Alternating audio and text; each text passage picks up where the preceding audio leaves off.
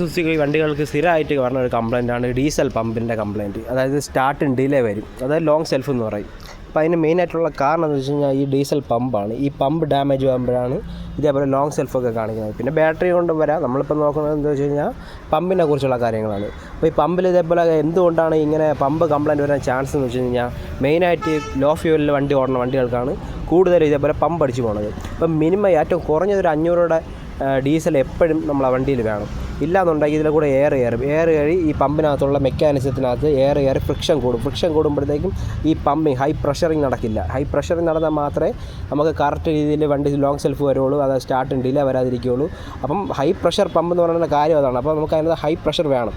അത് നഷ്ടപ്പെടുമ്പോഴാണ് ഇതേപോലെ long self starting delay പിന്നെ അങ്ങനത്തെ കുറേ മിസ്സിങ് അങ്ങനെയൊക്കെ വരുന്നത്. അപ്പം മെയിനായിട്ട് നോക്കാനുള്ളതെന്ന് വെച്ച് കഴിഞ്ഞാൽ ഇതേപോലെ ഡീസൽ മെയിൻറ്റെയിൻ ചെയ്ത് ഓട്ടിക്കുക, ഡീസൽ ഫിൽറ്ററിൻ്റെ കണ്ടീഷൻ നോക്കി അത് കറക്റ്റ് കിലോമീറ്ററിൽ നമുക്ക് മാറിപ്പോകുന്നതായിരിക്കും നല്ലത്.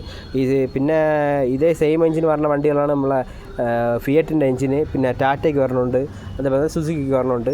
അപ്പോൾ ഈ പറഞ്ഞ എല്ലാ വണ്ടികൾക്കും പറഞ്ഞ മെയിൻ കംപ്ലയിൻ്റാണ് ഈ ലോ ഫ്യൂവൽ ഓടുമ്പം ഈ ഡീസൽ പമ്പ് അടിച്ച് പോകുന്നത്. അപ്പോൾ അതൊന്ന് നോക്കി മെയിൻറ്റെയിൻ ചെയ്ത് പോയി കഴിഞ്ഞാൽ ഇതേപോലെ കംപ്ലയിൻറ്റ് വരില്ല. നിങ്ങൾക്ക് വീഡിയോ ഇഷ്ടപ്പെട്ടിട്ടുണ്ടെങ്കിൽ ഒന്ന് ലൈക്ക് ചെയ്യണേ.